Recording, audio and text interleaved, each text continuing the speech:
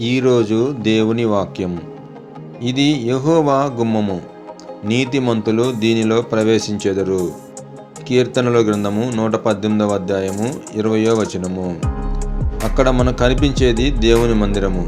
దేవుడు అంటున్నాడు, ఇది యెహోవా గుమ్మము, నీతిమంతులు మాత్రమే దీనిలో ప్రవేశించాలి అని సూటిగా చెప్తున్నాడు. కానీ మనము ఎన్నో పాపాలు, ఎన్నో తప్పులు చేసాం. కానీ ఆ పాపాలు, తప్పులు మొత్తం ఒప్పుకుంటే మనము కూడా నీతిమంతులంగా తీర్చబడతాము. అప్పుడు దేవుని మందిరంలో అడుగు పెడితే అది దేవుడు సంతోషిస్తాడు. అలాగనే ప్రతి ఆదివారం మందిరానికి వెళ్తూ ఆత్మీయంగా బలపడుతూ ఆరోగ్యంగా కూడా మనం మంచి ఆరోగ్యం పొందుకోవచ్చు.